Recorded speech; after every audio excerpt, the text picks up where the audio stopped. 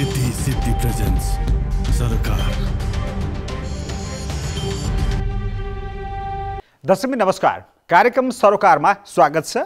म निमेश बन्जाडे। महालेखा परीक्षकको 58औं प्रतिवेदनले सरकारी निकायको आर्थिक चरित्र उदाङ्गो पारिदिएको छ। बेरुजु पौने 7 खर्ब पुगेको छ। यो वर्ष मात्र 1 खर्ब 4 अर्ब 38 करोड बेरुजु देखिएको छ। असुल उपर गर्नुपर्ने बेरुजु करिब 28 अर्ब छ। अनियमित व्यय मात्र बढेन, प्रमाण नपुग्ने खर्च पनि उकालो लागेको छ। अनियमित खर्च 23% नाग्दा प्रमाण नपुग्ने खर्च 36% नजिक छ। सङ्घदेखि स्थानीय तहसम्म आर्थिक अराजकता मौलाएको छ।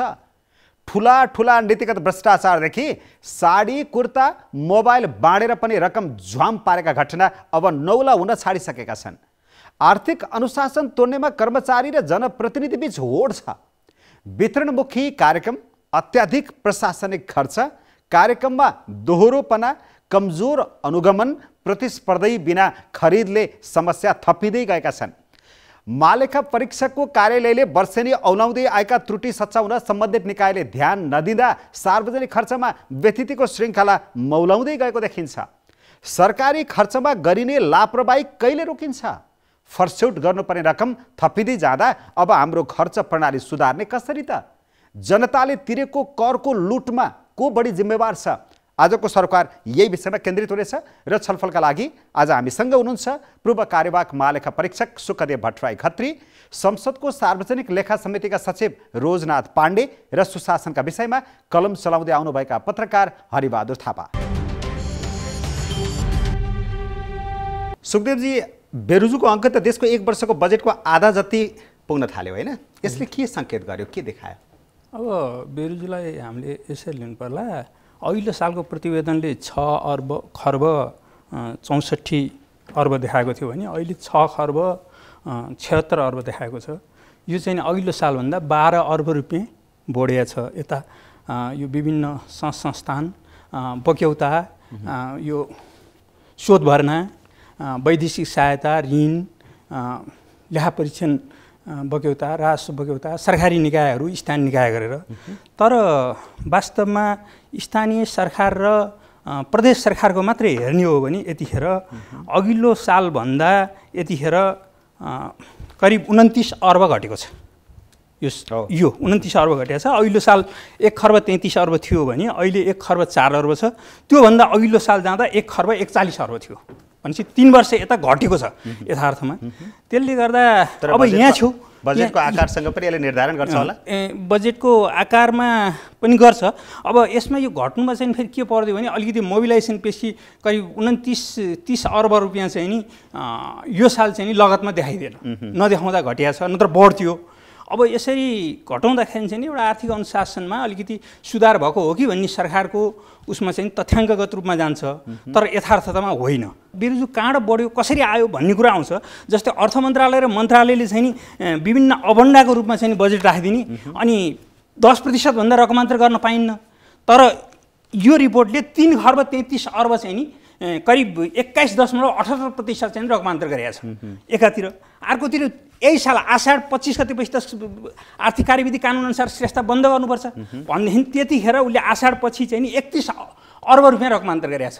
भनेपछि यस आधारमा भन्दाखेरि त यो बेरुजुको भोल्युम बढाउनमा दोष त अर्थ मन्त्रालय र केन्द्रीय मन्त्रालयहरू नै दोष भागी छन् नि त। यो हरेक वर्ष प्रतिवेदन निकाल्ने महालेखा परीक्षकको कार्यालयले अनि त्यो केही आशा लाग्दा अथवा घटेका तथ्याङ्कभन्दा पनि झन् बढेकै तथ्याङ्कहरू देखाउने, झन् पछि आर्थिक अनुशासनहीनता, आर्थिक व्यथिति यो बढिरहँदाखेरि त यो चक्र भइरहने भयो, चलिरहने भयो। तर देशको स्थिति उही, आर्थिक स्थिति उही। यसले चाहिँ के देखाउँछ भने हाम्रो देशमा सरकार छ कि छैन भन्ने देखाउँछ।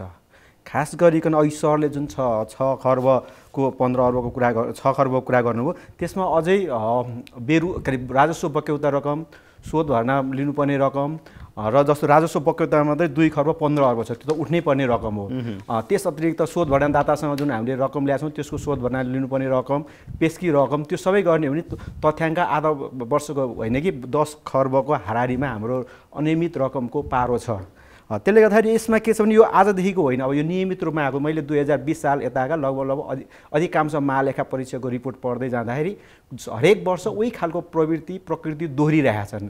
अब त्यसको समयमा त्यसको जुन किसिमको राफसाफ गर्ने खेलहरू पनि भएको छन्, राफसाफ गर्ने र कतिपय बेलामा शासकहरू तर्सिया अवस्था छ। तर अहिले बहुदल काल यताका शासकहरू चाहिँ तर्सिएको मैले पाएको छैन। पञ्चायत कालमा चाहिँ 2 पटक चाहिँ दरबार यो बेरुजु अङ्कबाट आत्तिएर दरबारमै उसले भेला गराएर चाहिँ यो कसरी राफसाफ गर्ने। भोलि जस्तो 2026 सालमा राजा महेन्द्र हुँदाखेरि त्यतिखेरका महालेखा परीक्षक प्रेमनारायण सिंह प्रधानलाई नै दरबारमा बोलाएर अर्थ सचिव, अर्थमन्त्री र अनि प्रधानमन्त्रीसहित राखेर चाहिँ छलफल गरेर अर्को वर्ष अब म मरेँ भने त यो सबै रकम त मैले खायो भन्छन्, यो रिपोर्टमा कसले खायो भन्ने छैन, तपाईँहरूको अङ्क चाहिँ यति भयावह अङ्क छ, यो अङ्क कसले खायो त भन्नु पऱ्यो नि भनेर भन्दाखेरि अब यो कर्मचारीहरूले समयमा हिसाब किताब नमिल्दाको हो, यो चाहिँ राफसाफ गर्नुपर्छ भनेर 26 सालमा कुरा उठ्यो। त्यसपछि 2032 सालमा झन् प्रकरणकै रूपमा कुरा उठ्यो। जतिखेर चाहिँ प्रधानमन्त्री नगेन्द्र प्रसाद रिजाल हुनुहुन्थ्यो त्यतिखेर पनि त्यसरी नै दरबारले राजा फेरिएका थिए, राजा वीरेन्द्र थिए र उनले दरबारमा त्यसरी नै बोलाउँदाखेरि नगेन्द्र प्रसाद रिजालले चाहिँ अब यो कुनै पुण्यतिथि पारेर मिना गर्नुभन्दा हामीसँग विकल्प छैन, नत्र यो अङ्क बढ्दै जान्छ, वर्षेनी थपिँदै जान्छ। अब किन त्यो थपिँदै जाने क्रममा अब प्रमाण पनि लोप हुँदै जान्छ, अङ्क बढ्दै जान्छ, असुल गर्न सक्ने अवस्था हुँदैन भन्दा त्यतिखेरका लेखा समितिका सभापति गणेशबहादुर खत्री हुनुहुन्थ्यो। उहाँले चाहिँ यो प्रधानमन्त्रीको गैर जिम्मेवार जवाफ हो, यसको जवाफदेही त उहाँले वहन गर्नु सक्नुपर्छ। यदि वहन गर्न सक्नुहुन्न भने उहाँले प्रधानमन्त्रीको कुर्सीमा रहनुहुन्न भन्ने धारणा राखिसकेपछि त्यहाँ विवाद हो र त्यसपछि फेरि आयोगहरू बनाएका छन्। तर त्यसलाई राफसाफ गर्नलाई हामी कहाँ बेला बखत चाहिँ त्यो बेरोजु राफसाफ गर्नलाई आयोगहरू, समितिहरू सरकारी तहमा पनि बनाएका छन्, संसदको समितिको तहमा पनि बढाएका छन्। अब महालेखा परीक्षकले त आफ्नो बेला बखत उसले त्यो के अरे त्यसलाई सम्परीक्षण गर्ने काम त नियमित राखेको छ। त्यसले गर्दा हामी कहाँ यो चाहिँ चलिरहेकै छ। उहाँले भन्नुभएको कुरा जोड्नु खोजेँ, यसरी सरकारले मिना गराउने कुरामा एउटा कानुनले चाहिँ बेरुजु फर्चोट समिति गठन गरेको छ। बेरुजु फर्चोट समितिमा गएर यी बेरुजु राख्ने, त्यहाँ गएर चाहिँ सबै राफसाफ गरिदिने भन्न त असुल उप र कारवाही गर्नुपर्ने बाहेकका भन्छ। तर भइदियो के भने हामी आफैले हाम्रै सक्रियतामा चाहिँ नि राज्यका राष्ट्र प्रमुखदेखि मन्त्री महोदय 22 जनाको चाहिँ पैसा तिराउने काम भयो त्यो समितिमा गएर। त्योभन्दा अगाडि त्यहाँ सबै मिना हुन्थ्यो भनेपछि त्यो समितिको भूमिका के हो, कानुन बमोजिम भन्ने र महालेखा परीक्षकले लेखा बेरुजु कुन स्थितिमा हुँदो रहेछ, आज पर्दाखेरि त मन्त्री महोदयले नि पैसा तिर्नुपर्ने राज्यमा भन्ने एउटा सबक चाहिँ नि महालेखाले चाहिँ नि हामी त्यहाँ छँदाखेरि चाहिँ नि त्यो समितिबाट तिराउने काम पनि भयो। सबै राफसाफ हुन पनि हामी गएपछि चाहिँ दिएको छैन, त्यो स्थिति पनि छ। अब रुद्रराजी, यो महालेखा परीक्षकको प्रतिवेदनबाट बेरुजु जाँच गरी फर्स्योडका लागि निर्देशन दिने कानुनी अधिकार सार्वजनिक लेखा समितिसँग छ, तर त्यही लेखा समितिकै भूमिका प्रभावकारी भएन भन्ने फेरि दुःख मनाउँछ, आलोचना छ। अब पहिलो कुरा चाहिँ म 2-3 इन्ट्रेस्टिङ कुराहरू राख्छु। यो बेरुजु बढ्नुको पछाडिको कारणमा चाहिँ यहाँ जान्नु पनि राम्रो हुन्छ, अनि लेखा समितिको भूमिका पनि म त्यो पनि राख्छु। जस्तो तपाईँको चाहिँ हामी कहाँ यहाँ बेरुजु बढी फर्स्योड गऱ्यो भने पुरस्कार दिने व्यवस्था छ। अब कालान्तरमा यसले के इङ्गित गर्छ भने बढी बेरुजु क्रिएट गर अनि पुरस्कार ल्याऊ भनेको अर्थ लाग्छ क्या। बेरुजु कम गर्नेको लागि चाहिँ पुरस्कारको व्यवस्था छैन, तर बेरुजु बढी जसले फर्स्योड गर्छ उसलाई चाहिँ पुरस्कारको व्यवस्था छ। अब यस्तो गलत खालका नीतिहरू बनाउन थालियो भने यसले चाहिँ बेरुजु झन् बढाउने काममा चाहिँ सहयोग गर्छ कि भन्ने एउटा छ। अर्को दोस्रो चाहिँ के छ भने जुन कुरामा चाहिँ बेरुजु उत्पादन भएको छ नि, हरेक वर्ष निकालिएको छ महालेखा परीक्षकको प्रतिवेदनबाट, त्यो सधैँ रिपिटेडली उही कुरामा आएको छ। अघिल्लो वर्ष पनि त्यही छ, त्योभन्दा अघिल्लो वर्ष पनि त्यही कुरामा चाहिँ तपाईँको बेरुजु आउँछ भनेपछि त सरकारले कि त नीति बनाएर त्यसलाई बेरुजु नहुने बनाउनु पर्यो, यो बेरुजु हुनै सक्दैन भन्नु पर्यो, होइन भने त्यसलाई उपचार गर्ने टुल्सहरू त तयार गर्नु पर्यो नि। यो काम गर्न सकेको अवस्था छैन। तेस्रो कुरो हाम्रो बेरुजु फर्स्योडमा पनि उदासीनता छ। अब हामी कहाँ लेखा उत्तरदायी अधिकारीहरू मन्त्रालयका प्रमुख सचिवज्यूहरू हुनुहुन्छ, अब उहाँहरूले चाहिँ उदासीनता लिने, 3-3 महिनामा मन्त्रालय परिवर्तन गर्ने, अनि मुख्य सचिवजीको नेतृत्वमा रहेको जुन कमिटी छ त्यो बेरुजु अनुगमन फर्स्योड अनुगमन गर्ने समिति छ, त्यो समितिको क्रियाशीलतामा कमजोरी रहेको कारणले पनि धेरै बेरुजुहरू फर्स्योड हुन सकेको अवस्था छैन। तेस्रो कुरो चाहिँ के छ भने महालेखा परीक्षकको जुन बेरुजु उत्पादन गर्ने जुन देखाउने उहाँहरूको जुन तौर तरिका छन् त्यसमा पनि सुधार हुन जरुरी छ। कस्तो उहाँहरूले जस्तो महालेखा परीक्षक र आन्तरिक लेखा परीक्षण गर्ने जुन निकाय छ यो दुईटाको बिचमा तादम्यता मिलेको छैन। आन्तरिक लेखा परीक्षण गर्नेले चाहिँ त्यसलाई रुजु गरेर गएको अवस्था छ कि भने उनीहरूको सैद्धान्तिक रूपमा उनीहरूले गरेको काम ठिक छैन भन्नु पर्यो। अब महालेखा परीक्षकले त्यसमाथि जुन बेरुजु सिर्जना गर्छ उसले रिस्क बेस अडिट गर्नुपर्ने हो कि, एकदम भल्नरेबल संस्थाहरूलाई मात्रै टार्गेट गरेर गर्नुपर्नेमा धेरै संस्थामा चाहिँ उहाँहरू जानुहुन्छ र जनशक्ति थोरै छ, त्यो जनशक्ति कम भएको कारणले उहाँहरूले क्वालिटी किसिमको अडिटको रिपोर्ट प्रड्युस गर्न सक्नु भएको छैन।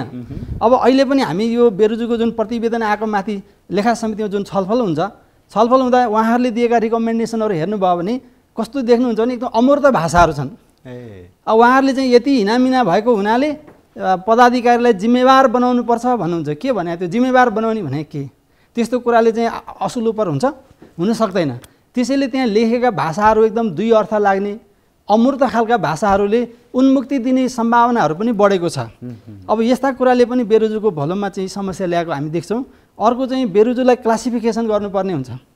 सबै बेरोजुहरू खाइहाल्यो, सिद्ध्याइहाल्यो, यो चाहिँ अपराधै गरिहाल्यो भन्ने अवस्थाको होइन। कतिपय चाहिँ एउटा अन्तिम निर्णय पदाधिकारीबाट हुन नसकेर छुटेको कारणले पनि करोडौँ रुपियाँको बेरोजु चाहिँ क्रिएट भएको अवस्थाहरू पनि छन्, जसलाई नीतिगत रूपमा चाहिँ कानुन रीत पुर्याएको छैन कानुनी रूपमा भन्ने देखिन्छ। त्यसैले हामीले यसलाई वर्गीकृत गरेर हेऱ्यौँ भने त्यो एकदम अपराधपूर्ण तरिकाले गरेका काम कारबाहीहरूलाई छुट्याएर टार्गेटेड रूपमा चाहिँ यदि हामी असुल गर्न गयो भने त्यो राम्रो हुन्छ। अब जहाँसम्म तपाईँले लेखा समितिको कुरा गर्नुभयो, सङ्घीय संसद आउनुभन्दा अगाडि 7 वर्षसम्म 2065 सालदेखि पछाडि समग्रमा यो पोलिटिकल जुन संसदीय जुन व्यवस्थापिकामा काम गर्ने मान्य सदस्यज्यूहरूले आफूलाई पूर्ण रूपमा चाहिँ संविधान बनाउन समय खर्चिनु भयो। यो बेरोजु फर्स्योडतिर उहाँले कदम चाल्नु नभएको कारणले आज बेरोजुको भलम चाङ लागेर बसेको अवस्था छ। 7-8 वर्षदेखिको बेरोजु फर्स्योड गर्न हामीले चाहिँ एकदम रात दिन मेहनत गर्नुपर्ने अवस्था छ। लेखा समितिको भूमिका चाहिँ कस्तो हो हरिजी? उहाँले भने जस्तै ठिकै हो, देखेका समस्या उहाँहरू बाहिरका समस्या हुन्। पहिलो चाहिँ म उहाँकै लेखा समितिको सानो एउटा उहाँकै शब्दमा मात्रै म भन्छु। उहाँले जसरी महालेखा परीक्षा जसरी पदाधिकारीलाई जिम्मेवार बनाइनुपर्छ भन्ने शब्द प्रयोग गर्नुहुन्छ। मैले लेखा समितिको रिपोर्ट हेर्दा अहिले यहाँ तथ्याङ्क ल्याउन बिर्सिएछु। अब आइन्दा यस्तो नहोस् भने लेखा समितिको हरेक उसमा चाहिँ अब आइन्दा मैले त्यो तथ्याङ्क टिपेको थिएँ। त्यो हरेक निर्णयमा महालेखा परीक्षाले बेरोजु उठान गर्यो, अब आइन्दा यस्तो नहोस् भन्नुको अर्थ त्यो भइसकेका कुरालाई छुट दिएको लेखा समितिले पाएको छ। अर्को चाहिँ मैले अब लेखा समिति र यस्तो नहोस् भन्दै छुट दिने यसमा चाहिँ हाम्रो कस्तो हुन्छ भने त्यो नीतिगत रूपमा गरेका कुराहरूमा कहीँ कमजोरीहरू नीतिमा पाएको अवस्थामा त्यसलाई पदाधिकारीले मौका छोपेर आफूले निर्णयहरू गरेको अवस्थामा चाहिँ अब आइन्दा कानुन बनाएर गर, अब आइन्दा चाहिँ यस्ता कुराहरू नगर है भन्ने कुराको चाहिँ खबरदारी त्यसमा गरे हुन्छ। त्यसको मैले अलिकति उहाँ सरले जवाफ दिइहाल्नु। खास गरिकन मैले 2050 यताको संसदकै रिपोर्टिङ गरेको र लेखा समितिको नियमित रिपोर्टिङ गरेको कारणले गर्दाखेरि मैले अब त्यो यो एउटा रिपोर्टिङ 2052 सालमा छापिएको रहेछ। 52 साल चैत 19मा कान्तिपुरमै छापिएको थियो। त्यतिखेर चाहिँ सचिवहरूले पुरानो हिसाब किताब हेर्दै यो चाहिँ बेरोजु चाहिँ नातिको पालासम्म पनि असुल हुन सक्दैन भनेर त्यतिखेर बोलाएको थिएँ 52 सालमा। त्यतिखेर सचिवहरूले भन्दा के भनेका थिए भने अब म यो 1 वर्ष अगाडिको खर्च हो, म त्यतिखेर त्यहाँ थिइनँ, खर्च अर्कोले गर्यो, अब म त्यो असुल उत्पन्न गएर म फाइल पढ्दै मलाई फेरि सर गरेर कहाँ पुऱ्याइन्छ, म एउटा निकायमा हुँदा पत्र आउँछ, म पुग्छु अर्को निकायमा, न मैले त्यो बेरोजु पढ्न पाउँछु। त्यो कारणले त हामी सचिवहरूलाई जसरी मन्त्री परिषदले खेलौना बनाइरहेको छ, त्यो खेलौना बनाएको कारणले गर्दाखेरि हामीले चाहेर पनि असुल गर्न सक्दैन। 3 महिनामा फाइल पढ्दै सकिन्छ, अनि 4थो महिनामा सर आउँछ। मैले गएकै अब केपी शर्मा ओलीले कार्य सम्पादन सम्झौता गर्नुभएको थियो। प्रधानमन्त्रीले मन्त्री, मन्त्रीले सचिव, सचिवले विभागीय प्रमुख हुँदै सबैसँग कार्य सम्पादन सम्झौता भएको थियो। कार्य सम्पादन सम्झौता त कम्तीमा 1 वर्षको हुन्छ होइन, 1 वर्षको हुन्छ। तर मैले एउटा मन्त्रालयको मात्रै हेरेको 1 वर्षको ठ्याक्कै 2076 साल साउन 1 गतेदेखि 2077 साल असार 31 गतेसम्म एउटा मन्त्रालयमा 5 जना सचिव चाहिँ सरुवा भएछन् एउटा मन्त्रालयमा। अब त्यो 5 जना सरुवा अन्त सरदरमा त 2.5 महिना नै भयो होइन त। 2.5 महिनाको सचिवले गएर के चाहिँ फाइल पढेर के चाहिँ त्यो बेरोजु हेऱ्यो होला बिचरा। हामीले ती कर्मचारी जसले अहिले सरले भन्नुभयो लेखा उत्तरदायी अधिकृत सचिव हो, उसले नै त्यो मन्त्रालयको होल कन्ट्रोल गर्छ। मन्त्री, प्रधानमन्त्री अथवा राज्य मन्त्री भने त उसलाई त सूचना दिने यस्तो यस्तो छ भनेर जानकारी गराउने हो। कानुन गर्ने तह निकाय भनेको अथवा व्यक्ति भनेको सम्पूर्ण रूपले हाम्रो कानुन हो त सम्पूर्ण रूपले सचिव हुन्। तर बिचरा सचिवहरू नै यसरी सरुवामा पर्छन् भने अब कसले चाहिँ त्यसो जवाफ दिने? बेरोजु फर्स्योटमा चाहिँ सरकारी निकायहरू गम्भीर देखिएनन् भन्ने कुराको उत्तर चाहिँ यो हो। गम्भीर देखिएन भन्ने उत्तर चाहिँ मन्त्री परिषद हो। मन्त्री परिषदले नै चाहिँ टार्गेट दिएर कम्तीमा 2 वर्ष कुनै व्यक्तिले एक ठाउँमा काम गर्न पायो भने उसबाट हामीले प्रतिफलको अपेक्षा गर्न सक्छौँ। तर 3 महिना 2 महिनामा त तपाईँले के अपेक्षा गर्नुहुन्छ? गएर मन्त्रालयका कर्मचारी चिन्दैमा अथवा लेखा अधिकृतको चिन्दैमा र हिसाब किताब हेर्दैमा सकिन्छ भनेपछि अब हाम्रोमा सबैभन्दा जिम्मेवार मन्त्री परिषदको हुनुपर्छ। उसले सचिवलाई जो टार्गेट दिएर पठाउँछ त्यो टार्गेटभित्र राख्नुपर्छ। अनुभव सुन्छु म, त्यसो भने चाहिँ यो फर्स्युट गर्नुपर्ने बेरोजु रकमको यो काम चाहिँ किन हुँदैन? यो जहिले पनि यस्तै आलटाल गरेर धकेलिन्छ। महालेखाले त एउटा संविधान अनुसार चाहिँ नि लेखा परीक्षण गरेर राष्ट्रपतिज्यू हुँदै संसदमा रिपोर्ट दिने हो। त्योभन्दा अगाडि लेखा परीक्षणका जुन आधार ऊहरू मापदण्डको आधारमा लेखा परीक्षण गरेर 35 दिन जुन कानुनले उद्देश्य छ 35 दिनभित्र चाहिँ नि फरफारक गर्न चाहिँ नि जवाफ दिनुपर्छ प्रतिक्रिया। त्यहाँबाट पनि अगाडि बढिसकेपछि र केही कारबाही नभएपछि लेखा उत्तरदायी अधिकृतलाई चाहिँ नि चिठी लेखिन्छ। त्यहाँबाट लेखा उत्तरदायीलाई लेखिसकेपछि अहिले पछिल्लो दिनमा त आर्थिक कार्यविधि कानुनले मन्त्रीजीसम्मलाई त्यसको जानकारी दिने चलन छ। त्यति भएपछि 3 स्टेप पार भइसकेपछि मात्रै महालेखा परीक्षाको वार्षिक प्रतिवेदनमा समावेश गरिन्छ कुराहरू विषयवस्तु र महालेखा परीक्षाको प्रतिवेदनमा समावेश भएका विषयवस्तु संसदमा सार्वजनिक लेखा समितिमा जान्छ। सार्वजनिक लेखा समिति केही समय यता त अब नियमित पनि छैन, कतिपय स्थितिमा भएको स्थितिमा छलफल गर्न सकेन। विगतमा 4 वर्षको एकैचोटि छलफल गरिदिने सार्वजनिक लेखा समितिले 4 वर्षको छलफल गर्दा पछिल्लो वर्षको गरिदिने लेटेस्ट अनि अगाडिका चाहिँ त्यही अब पछाडिका भएको निर्णय अनुसार चाहिँ नि अगाडि भएको निर्णय अनुसार हुने भनेर त्यसरी गोलमोटोर भाषामा निर्णय गरिदिने एउटा। अनि अर्को त्यहाँ चाहिँ के हुन्छ भने प्राय निर्णयहरू पल्टाएरै हेरौँ माइनर सार्वजनिक लेखा समितिको केही गर्न नपर्ने सुधार गर्ने आइन्दा यसमा चाहिँ नि सचेत गराउने हुन्छ कि महालेखालाई कारबाही गर्न सक्नु पर्यो त्यो बेरोजु गलत लेख्यो भनेर त्यो किन बढी लाने होइन भनेदेखि त्यहाँ लेखेको त कारबाही भइदिनु पर्यो नि। एकातिर त्यो हुन्छ निर्णयहरू र अधिकांश भएका निर्णयहरू फेरि के हुन्छ भने त्यसको फलोअप हुँदैन। त्यो समितिले यस्तो किन गरिरहेको? यो चासो नलिएको त्यहाँ पनि अब 10-11वटा उपसमिति छ। त्यो धेरै चासो दियो भने आफू पनि त्यहाँ अप्ठ्यारोमा परिन्छ। अब अप्ठ्यारोमा पर्ने भन्दा नि अब जस्तै रासो सम्बन्धी उपसमितिमा अब त्यहाँ बस्न कतिपय स्थिति हान्था भएको नि मैले पाएको छु। निर्माण सम्बन्धी उपसमितिमा त्यो हेरेर हुन्छ अनि कतिपय अब सामाजिक यस्ता उहरूमा चाहिँ त्यहाँ बस्न पनि त्यति चासो नहुने, कोरम पनि नपुग्ने, पहिला छलफल गराइदिने पछि माइनर गराउने, त्यो हामीले नै अब 20औं वर्ष भइरहेका कुराहरू। त्यसले गर्दा सार्वजनिक लेखा समितिबाटै चाहिँ नि एक किसिमले चाहिँ नि जति हुनु पर्थ्यो कारबाहीको लागि नहुने र कतिपय स्थितिमा के पनि भएको छ भने सार्वजनिक लेखा समितिले कुनै अब महत्त्वपूर्ण संस्थानको सन्दर्भमा महत्त्वपूर्ण मन्त्रालयका कुनै नीतिगत निर्णयको सन्दर्भमा चाहिँ के भन्छ भनेदेखि चाहिँ नि यसमा अर्थ मन्त्रालय, किनभने रकम कलमको हकमा अर्थ मन्त्रालय चाहिन्छ, अर्थ मन्त्रालय राख्ने, सम्बन्धित उसको मन्त्रालय राख्ने र महालेखा परीक्षा कार्यालय बसेर यसमा छलफल गर्ने यो इस्यु भन्छ। कतिपय स्थिति पूर्ण समितिमा लगेर छलफल गर्ने पनि भन्ने हुन्छ। भनेपछि अब यस्तो कुराहरू चाहिँ नि के भयो भनेदेखि चाहिँ नि यसलाई कतिपय यसरी गरेका निर्णयहरू त्यो जुन सबै निकायहरू राखेर छलफल गर्ने भनेको छ त्यो छलफल टुङ्ग्या पनि छैन। कतिपय हेऱ्यो भनेदेखि कतिपय भएपछि त्यो त्यत्तिकै बस्यो।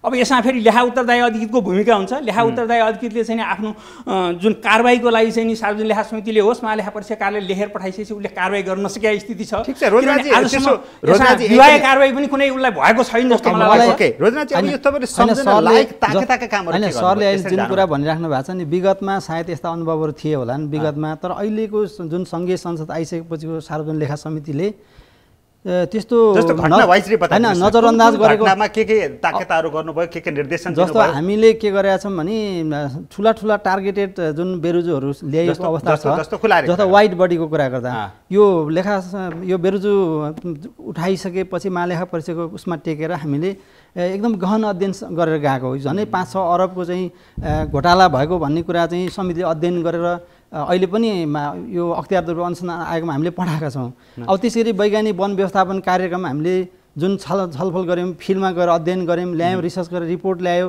त्यसले जुन अहिले पनि अनुसन्धानकै क्रममा त्यो चलिरहेको अवस्था छ। र यो निरन्तर छलफल गर्दाखेरि जो महालेखा परीक्षाको लागि उहाँले प्रतिवेदनमा हामीले निर्णय गर्दा गोलमोटर भाषा लेखियो भन्नुहुन्छ, यो वास्तवमा त्यहाँबाट प्रतिनिधित्व गर्ने जो आउनुहुन्छ साथीहरू महालेखा परीक्षाबाट त्यहाँ छलफलमा उहाँले सरेन्डर गर्नुहुन्छ नि, कतिपय बुँदाहरूमा उहाँले स्वीकार्नुहुन्छ।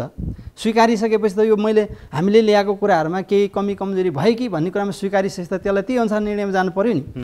अर्को कुरा यो रकमकै कुरा गर्छु म, यो प्रतिवेदन दुईवटा तपाईँले 400 पेजको चाहिँ तपाईँले केलाउनु भयो भने यहाँ करोडौं रुपियाँ असुल उपर गर्नको लागि निर्देशन जारी भएको छ। तर कार्यान्वयन भयो कि भएन? हो, अब यो प्रतिवेदन त बन्ला नि, कार्यान्वयनको लागि हामीले पत्राचार गरेर 3-3 महिनामा रिपोर्ट बुझाउनुस् भने यही लेखिएको छ। समय अवधि तोकेर निर्णय गरेको छ। अहिले भयो त कार्यान्वयन भयो। हो, अहिले यही समस्या कहाँ छ भने लेखा उत्तरदायी अधिकारी जो हुनुहुन्छ सचिवज्यूहरू अहिले यो प्रतिनिधि सभा पुनर्स्थापना भएको पनि 1 महिनाभन्दा बढी भइसक्यो।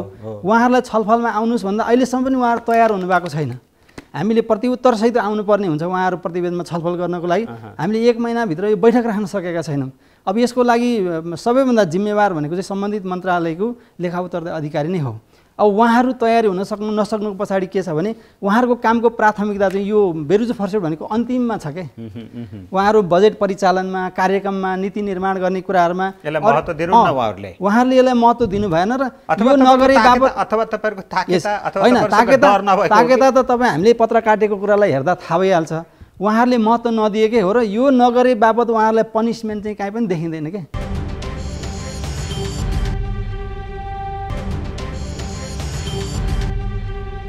राजनीतिक नेतृत्व र कर्मचारी बीचको कनेक्सनलाई कसरी हेर्न सकिन्छ?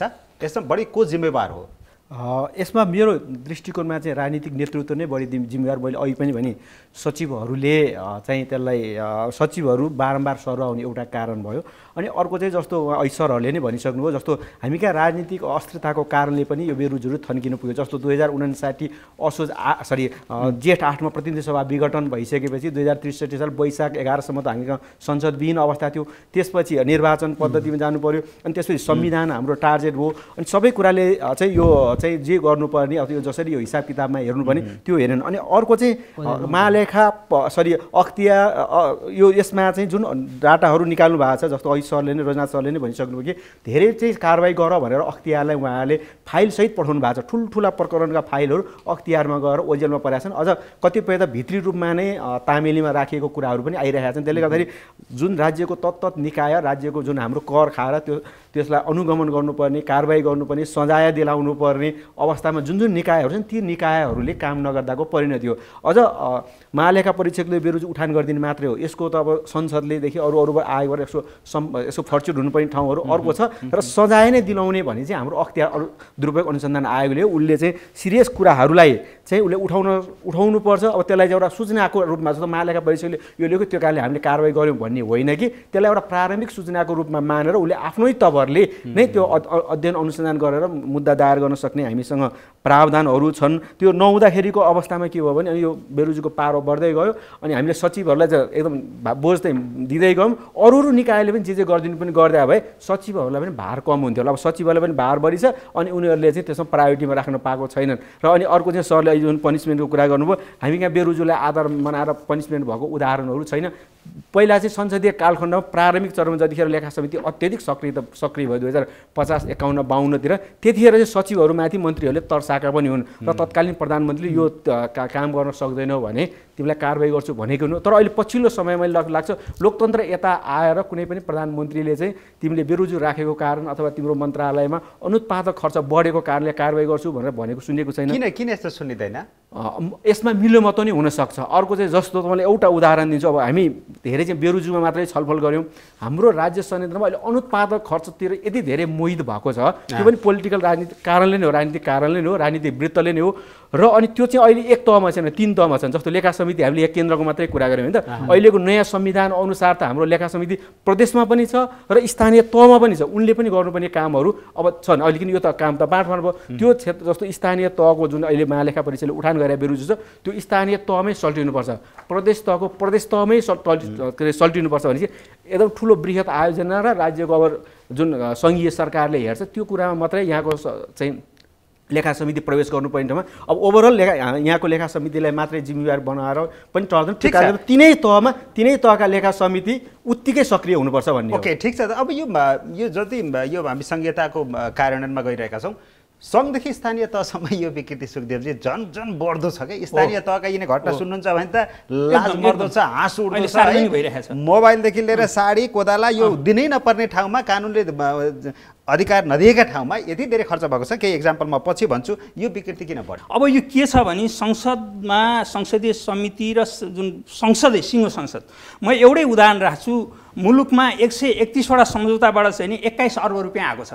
त्यो बजेटमा समावेश गर्नु पर्छ भनिन्छ होइन। त्यो एक किसिमको मिनी एमसिसी हो क्या। यो कुरो कुनै सभासदज्यूहरूले अहिलेसम्म मलाई यो अध्ययन गरेर कुनै अध्ययन प्रतिवेदन बनाए जस्तो लाग्दैन।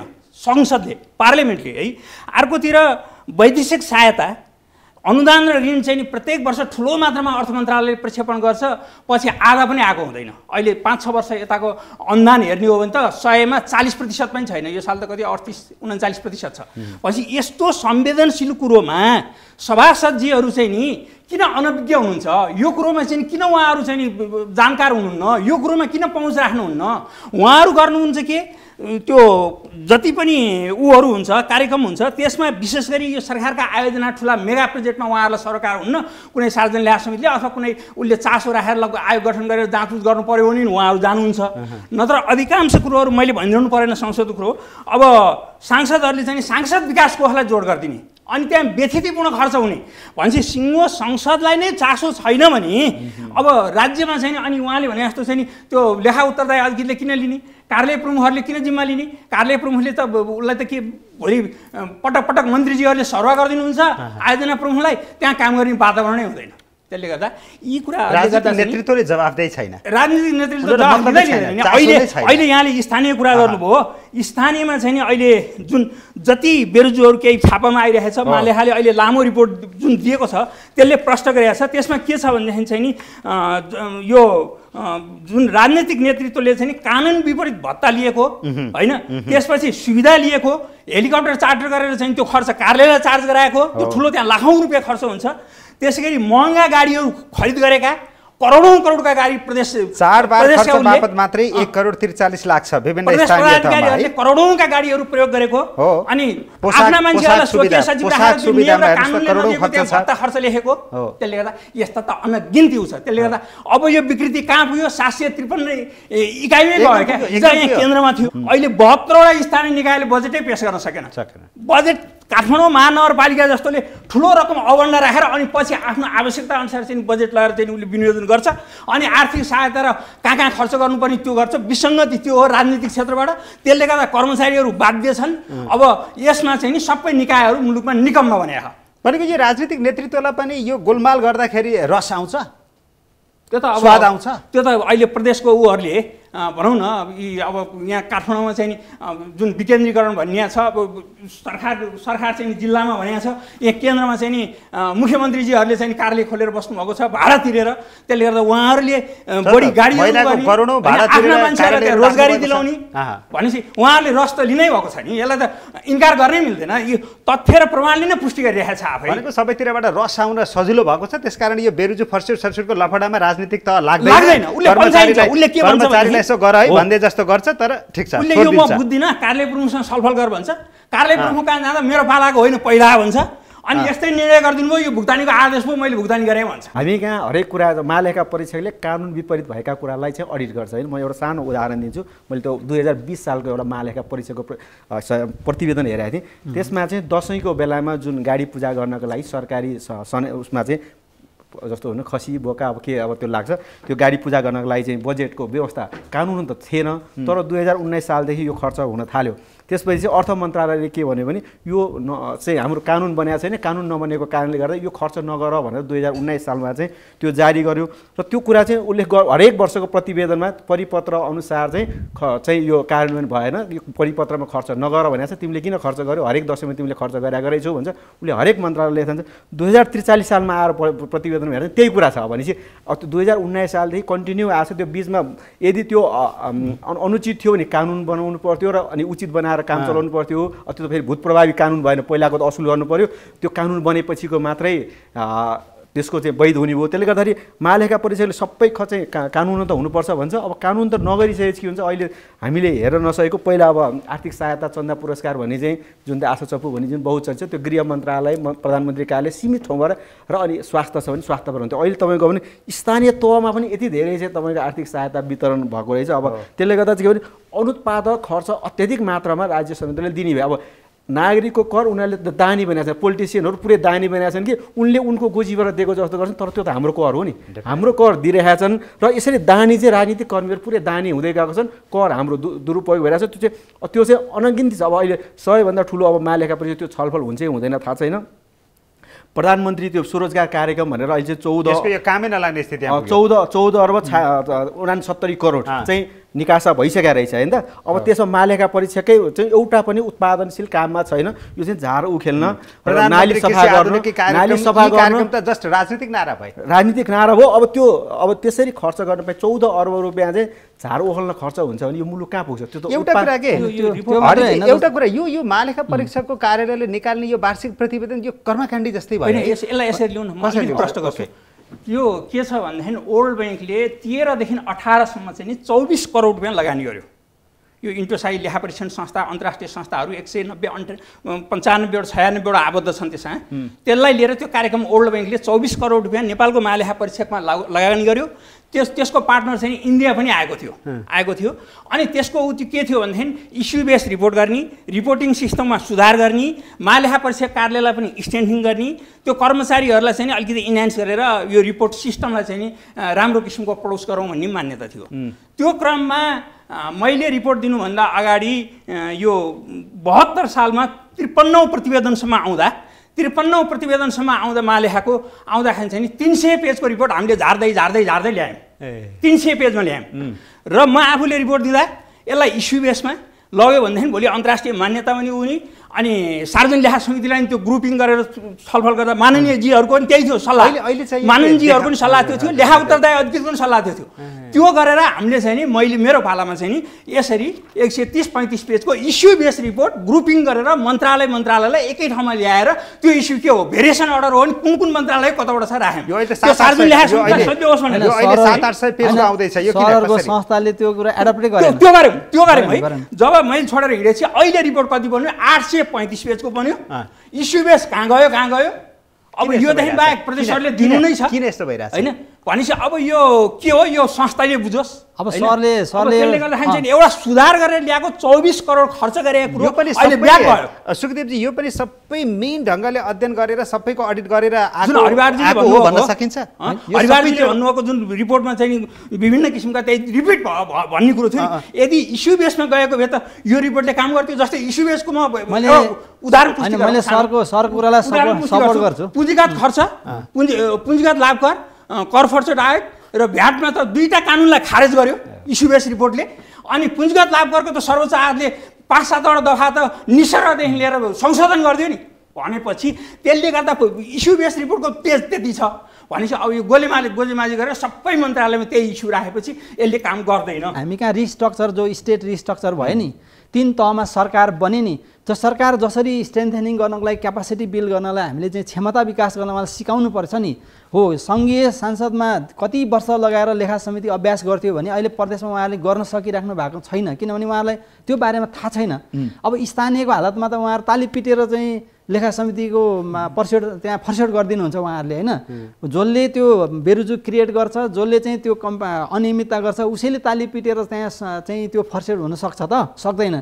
त्यसैले हामीले त्यहाँको सिस्टमलाई स्ट्रेन्थेन गर्नलाई त्यो कमिटी जो लेखा समिति छ उसको उत्तरदायित्व के हो, उसले कुन एकाउन्टेबिलिटी लिएर काम गर्नुपर्छ भन्ने कुरामा तालिम दिन जरुरी छ। जस्तो अघि हाम्रो सरले भन्नुभयो, सुखदेव सरले भन्नुभयो इस्यु बेस्ड भन्नुभयो नि। मैले एउटा सानो उदाहरण मात्रै दिन थालेको। जस्तो हाम्रोमा चाहिँ के भने 1 वर्षमा एकैचोटि रिपोर्ट चाहिँ त्यो कम्पाइल दिने जुन व्यवस्था भयो त्यो अलिकति अप्ठ्यारो खालको छ भनियो। किन त्यसले एक त 1 वर्षकारीको गर्छ, अनि त्यो 1 वर्षमा त मान्छेले बिर्सिसक्छन्। अर्को प्रमाण त्यसले जति त्यो समाजमा पार्नुपर्ने प्रभाव कम हुन्छ। जस्तो इन्डियामा मैले भने भारतमा जस्तो विनोद राय भन्ने जुन महालेखा परीक्षक हुनुहुन्थ्यो, उहाँले 14 वटा स्क्यान्डलको मिड टर्म भनेको जतिखेर उहाँले त्यो स्क्यान्डल जस्तो मिडियामा आज कुनै विषय आयो, जस्तो अख्तियारले अनुसन्धान गरे जस्तै उहाँले अनुसन्धान गर्नुभयो र त्यो डिटेल चाहिँ तत्काल चाहिँ पार्लियामेन्टको त्यो लेखा समितिमा प्रस्तुत गर्नुभयो।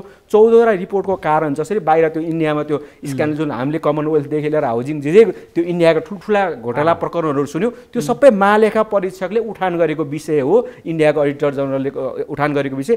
त्यही विषय उठान भइसकेपछि तत्कालीन काङ्ग्रेस आएको सरकार त्यही रिपोर्टले नै त्यो होल सिङ्गो भारतलाई त्यही रिपोर्टले खायो। महालेखा परीक्षा तपाईँले जसरी अहिले महालेखा परीक्षा किन कर्मकाण्डी किन राख्ने भनेर भन्नुभयो नि, त्यो चाहिन्छ। तर त्यसको हामीले कतिखेर उपयोग गर्ने? मैले हालका महालेखा परीक्षक आइसकेपछि हाम्रो कानुनमा पहिला थियो, पछि यो व्यवस्था हटाइयो। बीचमा गएर रिपोर्ट दिन सक्ने व्यवस्था विगतमा थियो, पछि गएर हटाइयो।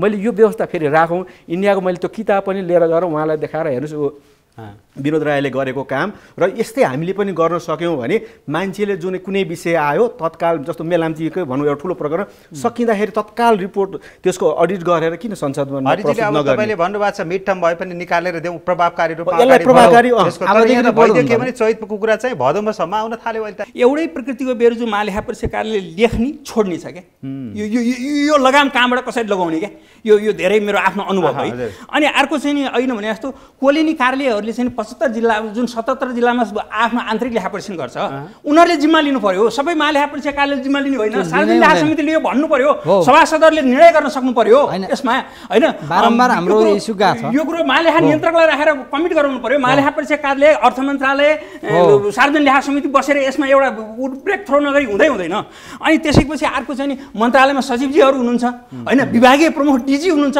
उहाँहरूले अनुगमन गर्ने हो सबै यो भारी चाहिँ नि त्यो सक्ने नसकी त्यो नाम्रो लाएर बोकेर हिँड्ने मालेखा परीक्षा कार्यालय हो यो किन चाहिँ नि जस्तै अब म अहिलेकै सालको उदाहरण भनिदिन्छु जस्तै चाहिँ अहिलेको रिपोर्टमा 4097वटा कार्यालयको लेखा परीक्षण गरेको छ है भनेपछि 2259 कार्यालयको बेरुजु गएको छ भनेपछि अरूको त रहन्छ नि हिजो हाम्रो एकजना मालेखा परीक्षक हुनुहुन्थ्यो गेहनाथ अधिकारी उहाँको पालामा चाहिँ नि हामीले 12-14वटा जिल्ला नै अडिट छोड्यौँ क्या किनभने आन्तरिक लेखा परीक्षणलाई विश्वास गरौँ भनेर यो धेरै अगाडिको कुरो यो करिब 12-13 वर्ष अघिको कुरो भनेपछि अहिले 12-13 वर्षपछि आएर यत्रो विज्ञान प्रविधि यता कम्प्युटर यत्रो सफ्टवेयरका युग आइसक्यो सब ठाउँमा चाहिँ नि मालेखा परीक्षा कार्यालय भिजिट किन गर्नुपर्ने कर्मचारी किन त्यहाँ जानुपर्ने नगई किन नहुने यो कुरोमा बुझेर यसलाई चाहिँ निरूपण नगरेसम्म यसमा सुधार आउन गाह्रो छ मतलब इन्डियामा अमेरिकामा हेर्नुभयो भने पनि 500-600वटा युनिटको मात्रै लेखा परीक्षण गर्छ क्या महालेखा परीक्षकले अब सबै काम त आन्तरिक लेखा परीक्षणले गर्नुपर्ने हो नि होल सिस्टमलाई यदि कन्ट्रोल गर्ने हो भने अब यहाँ चाहिँ कस्तो भयो भने महालेखा परीक्षकले सबै ठाउँमा पुग्न खोज्छ तर उसले त्यहाँको चाहिँ इसेन्सहरू ल्याउन सक्दैन साना साना कर्मचारीले अनियमितता गरेका 200-400 रुपियाँ उठाउँछ उसले अरबौँ प्रोजेक्टहरूलाई चाहिँ नजरअन्दाज गरिदिन्छ हो त्यो कारणले पनि यसको इफिसियन्सी आन्तरिक लेखा परीक्षण प्रभावकारी हुन नसक्नुको कारण चाहिँ के हो त त्यो चाहिँ त्यहाँ कर्मचारी एउटै लेखाको काम गर्ने जो कर्मचारी हुन्छ डिस्बर्समेन्ट गर्ने कर्मचारी जो पैसा दिनुहुन्छ नि बाँड्नुहुन्छ त उहाँहरू पनि त्यही लेखाको कर्मचारीले नै आलेप पनि गर्ने उहाँहरू त्यही भएको हुनाले एउटैले त काम गर्ने भइसक्दा छोप्ने काम हुन्छ यसलाई के गर्ने त प्रभावकारी सरले जसरी भन्नु पनि अब त्यो ओभरसाइट एजेन्सीले मात्र यो पत्ता लगाउँछ जस्तो मैले अघि नै एउटा उदाहरण दसैँ खर्च दिएँ नि अब त्यहीँको कर्मचारी त्यहीँकोले पनि त्यो उसले त जहाज हो उसैले त उनीहरूकै साथीभाइले दिएको छन् त्यसलाई जहाज ठडाइयो अर्को बाहिरी एजेन्सीले मात्रै त्यसलाई देखिरह्यो त्यसमा चाहिँ गर्ने के हो भने जस्तो 1 वर्ष कहिलेकाहीँ हुनसक्छ नियत बस अथवा अन्जानमा जान सक्छ तर दोस्रो वर्ष त्यही कुरा दोहोऱ्यो भने त्यसलाई नियत बस भनिन्छ पहिलो वर्षले अन्जानमा मान्न सकिने भयो त्यो कारणले गर्दाखेरि जस्तो त्यो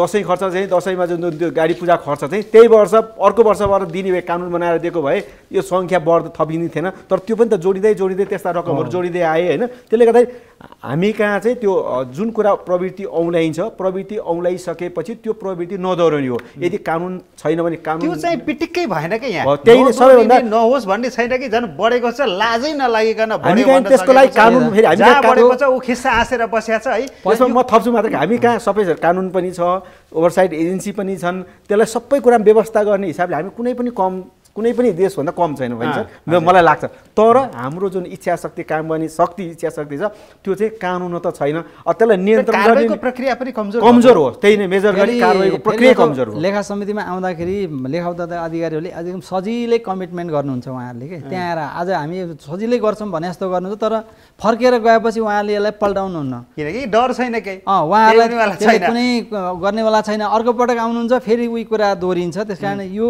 उहाँहरूको चाहिँ इच्छा शक्ति नै होला सायद त्यहाँनिर र उहाँलाई ट्र्याकमा ल्याउने काम गर्नुपर्छ अर्को चाहिँ यो बेरुजु नहुन दिने जुन हुन्छ नि जो चाहिँ परियोजना प्रमुखहरू महानिर्देशकहरू हुनुहुन्छ नि उहाँहरूलाई चाहिँ एउटा सर्टेन टर्मसम्म चाहिँ सरुवा गर्ने त्यो अघि नै आइसकेको छ मैले केही इक्जाम्पलहरू राख्छु है सुखदेव सर 93 स्थानीय तहका पदाधिकारीले ऐनमा तोकिएभन्दा बढी हुने गरी मासिक सुविधा बापत 5,98,36,000 लिएका छन् 147 स्थानीय तहका पदाधिकारीले कानुन विपरीत वडा कार्यालय गाउँ कार्यालय नगरसभाका बैठकबाट 7,68,39,000 भत्ता बुझेका छन् 131 स्थानीय तहका पदाधिकारीले कानुन विपरीत स्वकीय सचिव र सल्लाहकारको पारिश्रमिकमा 9,29,00,000 खर्च गरेका छन् स्थानीय तहका जनप्रतिनिधिले आवास सुविधा पाउँदैनन् तर धनुषाकै बिरिया नगरपालिकाका उपमेयरले 15,28,000 खर्चेर वासिङ मेसिन बक्स पलङ लो बेड फ्रिज घर लगेका छन्। 471 स्थानीय तहले औचित्यबिन विविध खर्चका नाममा 1,31,00,00,000 यो धेरै छ। प्रदेशको पनि मसँग डिटेल छ।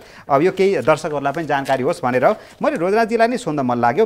यो कर्मचारीको व्यतिथि कर्मचारीमा आर्थिक अनुशासनहीनता त छँदैछ।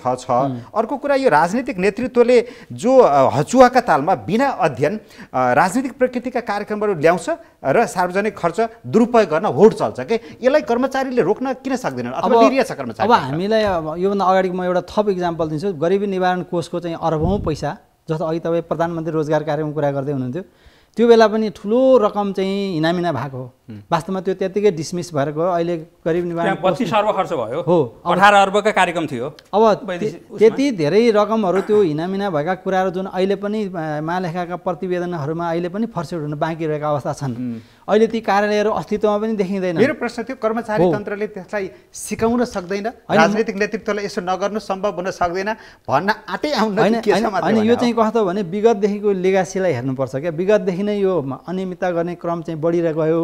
उसले पनि गरेछ, उसले पनि गरेछ, सबैले गरेछ, नि मैले गर्दा नि के फरक पर्यो भन्ने खालको माहौल सिर्जना भयो। तर एउटा कुरा खतरनाक स्थिति चाहिँ के छ भने भविष्यमा रिटायर भएर गए पनि सम्बन्धित पदाधिकारीले आफू पदमा बसेको बेला जुन साइन गरेको हुन्छ नि त्यो निर्णयमा जस उपर चाहिँ बेरुजु उठेको छ, त्यो उसको सन्तान दर सन्तानसम्म पनि बेरुजु उत्पादन गरेको कुरा त अभिलेखमा रहिरहेको हुन्छ नि। हो, यो कुरा चाहिँ उहाँहरूले महसुस गर्नु भएको छैन।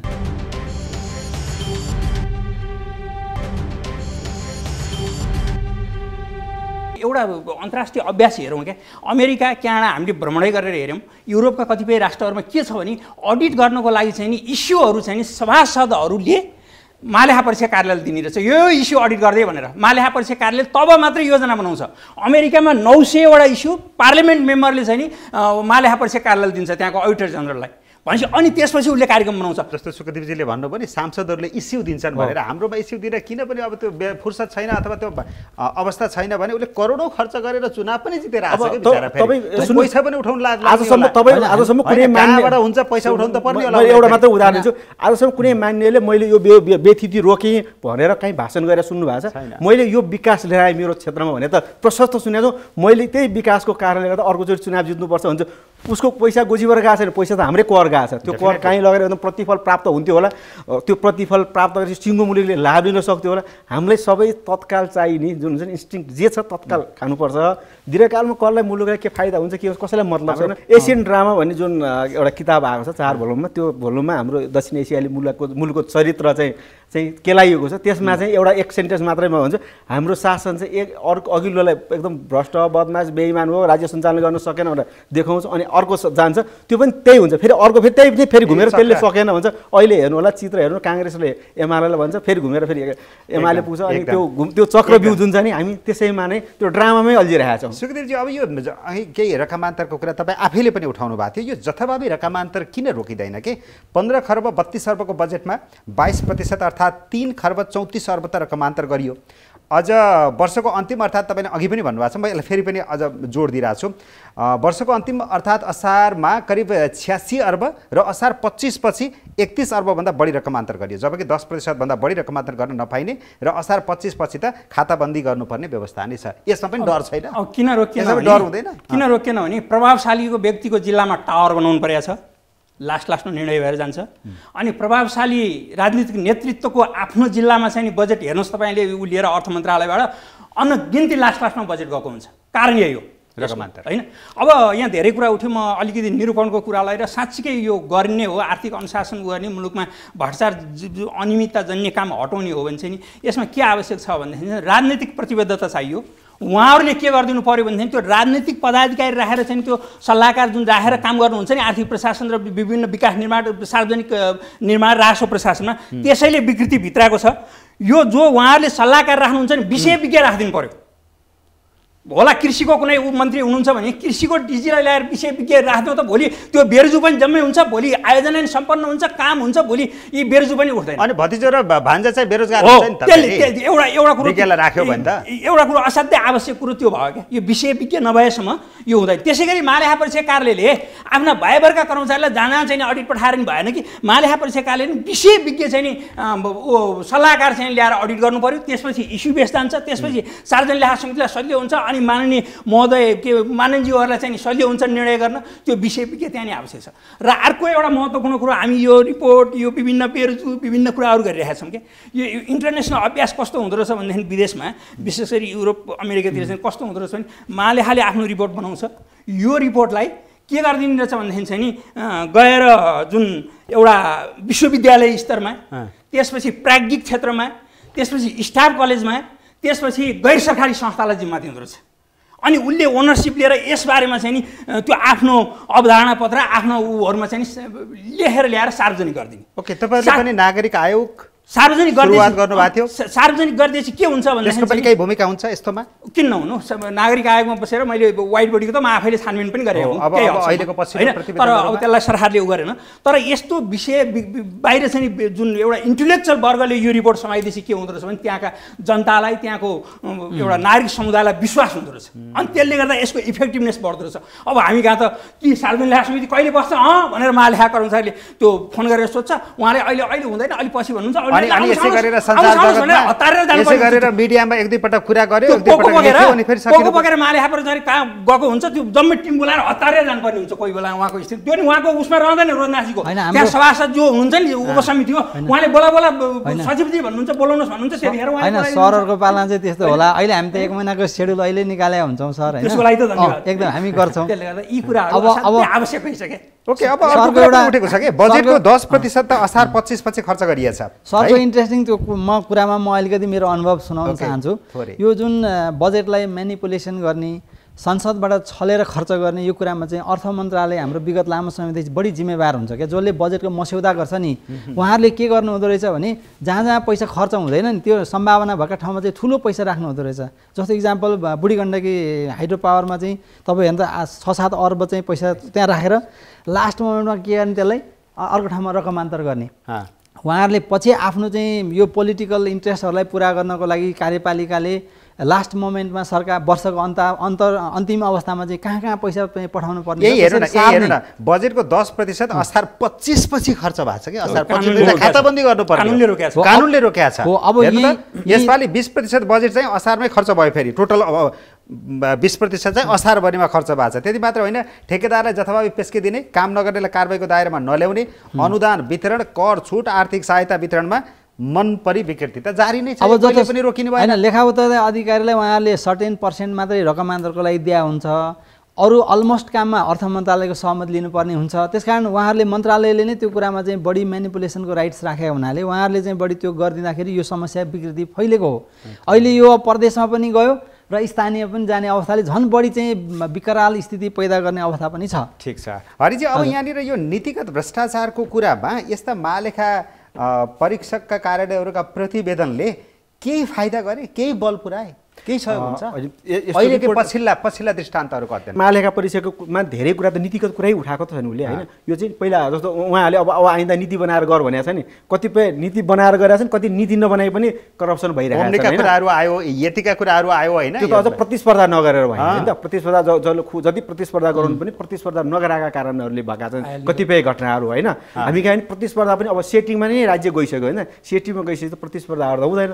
अब सेटिङमा जाँदै गर्दा चाहिँ हामी कहाँ ठेक्का पद्धति जुन चाहिँ हामी सार्वजनिक खरिद एन छ त्यो चाहिँ खालि सोका लागि मात्रै चाहिने, दाताको लागि हामीसँग जुन उनीहरूसँग कमिटमेन्ट गरेको छ त्यो कमिटमेन्ट पुरा गर्ने मात्रै एउटा कागजात हुने हो कि भन्ने स्थिति पुगिसक्यो। किनभने हाम्रो त अब त्यो प्रतिस्पर्धा, खुला प्रतिस्पर्धा पनि त कम हुँदै गइसक्यो। जसरी पहिला विगतमा थियो, त्यो हामी कहाँ पहिला भन्दा पनि शासन संयन्त्र हामीले संविधान एकदम राम्रो बनायौँ, तर हाम्रो शासन पद्धति र कार्यशैली चाहिँ झन् त्योभन्दा अझ बिग्रिँदै गइसक्यो। तपाईँले नीतिगत कुराहरू त अब हाम्रोमा त अहिलेसम्म अनुसन्धानै हुँदैन र अनुसन्धान गर्ने अधिकार पनि छैन, किनभने हाम्रो सर्वोच्च अदालतको 53 साल असोज 8 को फैसलाले नै मन्त्री परिषदबाट गरेका नीतिगत निर्णय हेर्न पाउँदैन भने अब अहिलेको संविधानले त झन् मन्त्री परिषद, संसद र संसदीय समितिले गरेका कुराहरू पनि हेर्न पाइँदैन भनेको छ। अब त्यहीँ जुन कुरा हेर्नै पाइँदैन भनिसकेपछि अब तपाईँले कसरी त्यो नीतिगतको गर्ने? र अख्तियारले अहिले जुन प्रस्ताव गरिरहेको छ जुन विधेयकको मस्यौदा संसदमा त्यसमा नीतिगतको परिभाषा हुनु पर्यो भनेको छ। मानिलिउँ यो सडक बनाउने कुरा नीतिगत हुनु सक्ला, सडक कसलाई ठेक्कामा दिने भने त नीतिगत हुन सक्दैन होला नि। तर हामी कहाँ त त्यो सडक पनि कसलाई दिने पनि नीतिगतभित्र पारिसकेको अवस्था छ। त्यसले गर्दा नीतिगतको पनि परिभाषा हुनुपर्छ। महालेखा परिषदको रिपोर्टमा यस्ता धेरै नीतिगत कुराहरू छ। ओके, अब म अन्त्यतिर जान थालेँ, अब समय पनि सकिन लाग्यो। यो आर्थिक अनुशासनहीनता, आर्थिक व्यथिति, हाम्रो यो जनताले तिरेको करको चरम लापरवाही, दोहन, मनपरी खानी, मनपरी खर्च गर्ने, कहाँ गयो के गयो भनेको हिसाब पनि दिन नपर्ने, जे गरे पनि हुने यो विकृतिको अन्त्य लागि कर्मचारीले राजनीतिक दल अथवा राजनीतिक नेतृत्वलाई औँला ठडाउने, उताबाट यता ठडाउने मात्रैले निकास निस्किने हो कि यसमा अरू अझै केही गर्नुपर्छ? सुखदेवजी, यो तपाईँहरू तिनैजनालाई कमन प्रश्न सुखदेवजीबाट गएमा। अब यसमा भनौँ न, यो सधैँभरि हामी यसै गरेर कराइरहनु पर्ने, खानीले खाएको छ, लुटीले लुटेको लुटे। महालेखा परिषदको बेरोजगार सन्दर्भमा उसले आफै पनि अब कोही बेरोजगार छोड्ने, कोही लेख्ने, लगत राख्ने नराख्ने यो स्थिति चाहिँ अन्त्य हुनैपर्छ। जुन बेरोजगार लेख्ने निकाय महालेखा परिषद कार्यालयले आफैबाट चाहिँ नि एउटा अन्तर्राष्ट्रिय अभ्यास अनुसार सुधार गर्दै जानुपर्छ, एउटा कुरो।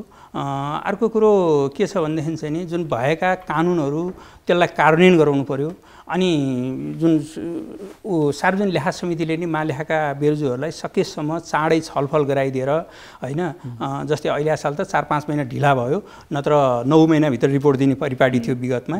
त्यो दिएपछि त्यसलाई तुरुन्त छलफल गराइदियो भने यो एक्सनमा जान्छ कि। अब इन्डियातिर बाहिर चाहिँ कन्करेन्ट अडिट भन्ने हुन्छ। कन्करेन्ट भनेर तुरुन्तै त्यो भन्सारको अडिट गर्ने, तुरुन्तै त्यहाँ असुल गर्ने हो भने त्यो एक्सनमा गइहाल्छ क्या, एक्सनमा गइहाल्छ। त्यो ढिला गरेपछि ढिला गर्नु भने यो कारबाही नगर्नु हो। कतिपय ठाउँमा कार्यालय प्रमुख, आयोजना प्रमुख अथवा चाहिँ लेखा उत्तरदायी सरुवा भइसक्छ, त्यहाँ जिम्मेवारी कम हुन्छ। तुरुन्तै यो महालेखाले रिपोर्ट दिने, सार्वजनिक लेखा समितिले यसलाई ग्रहण गरिदिने र मुख्य कुरो लेखा उत्तरदायी अधिकृतको भूमिका रहन्छ। र एउटा के भने यो बेरोजगारको जानकारी आर्थिक कार्यविधि कानुन अनुसार चाहिँ एउटा मन्त्री महोदयसम्मलाई दिने व्यवस्था गरे हुनाले उहाँहरूले पनि अध्ययन गरिदिनु पर्यो, थाहा पाइदिनु पर्यो। हस्तक्षेप जथाभावी गरिदिनु भएन, कर्मचारीको सरुवा गरिदिनु भएन, बढावा दिनु भएन नचाहिने कुरा। उहाँहरूबाट यो सुरु भइदियो भने चाहिँ नि बढी हुन्छ। अब जस्तै कस्तो छ भने कतिपय स्थितिमा सबैलाई थाहा छ क्या, अब निर्माण व्यवसायीहरूले चाहिँ नि 1800 ठेक्काको चाहिँ नि जुन म्याद थपका कुरा र 24 करोड अर्ब चाहिँ नि जुन मोबिलाइजेसन पेस्की चाहिँ नि उभो भनेर जुन अख्तियारलेसम्म महालेखाको कुरोलाई लिएर अगाडि बढायो। अनि के भइदियो भनेदेखि चाहिँ नि सार्वजनिक निर्माणको अब यहाँ त एउटा क्षेत्र छैन, धेरै क्षेत्रलाई हामीले हेर्नुपर्छ क्या। सार्वजनिक निर्माण क्षेत्रका त्यहाँ महासङ्घबाट चाहिँ गएर प्रधानमन्त्रीज्यू कहाँ चाहिँ डेलिगेसन गइदिन्छ, सम्बन्धित मन्त्रीलाई गर्छन्, अनि त्यसपछि गर्नुहुन्छ। अनि त्यसपछि सार्वजनिक खरिद कार्यालयमै घेराउ हुन्छ भनेपछि एक वर्षमा 4-5 चोटि चाहिँ नि त्यो जुन छ नि यो सार्वजनिक खरिद कानुन, यो आर्थिक कार्यविधि कानुन चाहिँ संशोधन गराउने कामसँग भयो क्या।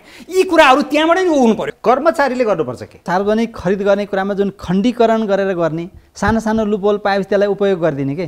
एउटा 10 करोडको चाहिँ कार्यक्रम आएको छ भनेपछि त्यसलाई 5-6 टुक्रा बनाएर अनि फ्लेक्सिबल तरिका अपनाउने के, टेन्डर गर्न नपर्ने त्यस्तो तरिका अपनाउने, यस्तो कुरा चाहिँ बारम्बार भएर यहाँ धेरै बेरोजगार त्यसरी आएको छ। त्यो गर्न पाइँदैन भन्दा पनि कर्मचारीले त्यसमा इनिसिएसन नलिएसम्म त्यो हुँदैन, किन प्रक्रिया सञ्चालन गर्ने त उहाँहरू नै हो नि। त्यसैले यस्तो कुरामा चाहिँ एकदमै हामीले कहाँनिर छिद्र छ त्यसलाई कन्ट्रोल गर्नु पर्यो। अर्को कुरा चाहिँ छिद्रमा खेल्दिनु भएन, कन्ट्रोल गर्नु भन्दा पनि कर्मचारी खेल्दिनु भएन। अर्को कुरा यो विगतका बेरोजगारहरूलाई फर्स्टआउट गर्ने कुरामा चाहिँ लेखा उत्तरदायी अधिकारी जो नेतृत्व गर्नुहुन्छ उहाँहरूले चाहिँ एकदम अभियान चलाउनु, महाअभियान चलाउनु पर्यो। र अर्को बेरोजगार हुन नदिनका लागि हिजो जे कुरामा बेरोजगार उठेको थियो त्यो कुरामा चाहिँ उहाँहरूलाई बेरोजगार खडा गर्नलाई चाहिँ खबरदारी गर्नु पर्यो, गर्नेलाई कारबाही हुने किसिमको वातावरण बन्न पर्यो। मैले अघि सुरुदेखि नै भनेको छु, हाम्रो राजनीतिक नेतृत्वले नै इच्छा शक्ति देखाउनु पर्यो। पहिलो कर्मचारी सरुवा नगर्ने, कर्मचारी तन्त्रमा जुन राजनीतिकरण भइरहेको छ त्यसको अन्त्य गर्ने। जस्तो महालेखा परिषदले मात्रै हामी एउटाले मात्रै जिम्मेवार गर्ने, हामीसँग थुप्रो एजेन्सी छ भनेर भन्यो नि। त्यो एजेन्सीलाई यसपालि मैले पहिलोचोटि अलिकति महालेखा परिषदले अख्तियारप्रति पनि असन्तुष्टि देखाएको पाएँ। हामीले उठान गरेको विषयले अख्तियारले नि हेर्नुपर्ने, करप्सन कन्ट्रोल गर्ने हो त भने त भनेर उसले पहिला भन्दै थियो। यसपालि अख्तियारलाई पनि अलिकति घुमाउरो भाषाले अख्तियारप्रति पनि महालेखा परिषदले असन्तुष्टि व्यक्त गरेको छ। अख्तियार यस्तो बेरोजगार यति ठुलो अङ्क आइसकेपछि उसले पनि त प्रम्प्टली हस्तक्षेप गर्नु पर्यो नि, उसले पनि त अनुसन्धान गर्नु पर्यो। त्यो अनुसन्धान गर्ने निकाय अख्तियार हो, उसले पनि हेर्नु पर्यो। अनि अर्को चाहिँ जस्तो जनप्रतिनिधिहरूले पनि हामीले अब हाम्रो पनि मान्यता चेन्ज गर्नु पर्यो। हामी धेरैलाई ब्लेम गर्दा आनन्द लाग्छ, तर हामी पनि हाम्रा सांसद विकासी एजेन्ट हुन् कि हाम्रा सांसद विधि निर्माता हुन्। विधि निर्माता भए उनलाई विधि निर्माताकै रूपमा राखौँ। विकासमा संलग्न को त अब त्यो भनेपछि स्थानीय तह होला, कर्मचारी तन्त्रवाला तिनलाई काम लगाउँ अनि तिनलाई चाहिँ राजनीति अब अहिले हामी यहाँ के छ कर्मचारी चाहिँ शासन गर्ने अनि पोलिटिसियन चाहिँ विकास गर्ने ठ्याक्कै उल्टो छ त्यसको उसको काम औजार चलाउनु पर्ने मान्छेले औजार औजार चाहिँ उसलाई राजनीतिक कर्मीले चलाइरहेको छ ठ्याक्कै हामी कहाँ के भने मन्त्रीहरू चाहिँ सरुवा कर्मचारी खेलाउने कर्मचारीलाई राजनीतिकरण गर्ने उनीहरूबाट जति सक्छ लाभ लिने अनि नमानेलाई सरुवा गरिदिने बिचरा कर्मचारीले नमाने सरुवा गरेर चाहिँ बरु मिलाइदिन्छु हजुर भनेर टिक्नु पर्ने त्यसलाई पनि बाध्यता छ हामी धेरै कुरा हेर्दाखेरि चाहिँ होलिस्टिकबाट हेर्ने हो भने चाहिँ सुरुबाट टाउकोबाट नै सुधार हुनु पर्यो अनि माथि धेरैजना प्रधानमन्त्री एकजनाले म 2 वर्ष नभइकन एउटा पनि सचिवलाई सरुवा गर्दिनँ र सचिव सरुवा जसले मन्त्रीले चाहिँ म त्यसलाई कारबाही गर्छु र त्यसलाई चाहिँ एउटा सचिवलाई टार्गेट दिउँ त्यो टार्गेट मिट गरेन भने त्यसलाई सजाय गरौँ त्यसका सम्पत्ति छानबिन गरौँ र तिनका शाखा सन्तानसँग के कति पैसा जम्मा भएछ ती सबैलाई सजायको भागीदार बनाउँछु भनेर टाउकोबाट कराइदिने हो भने अरू सबै चाहिँ एक किसिमले ट्र्याकमा आउँछन् हामी माथिबाटै सफा गरौँ हस् बसमा आइदिनु भयो यहाँहरू तिनैजनालाई धेरै धेरै धन्यवाद हस्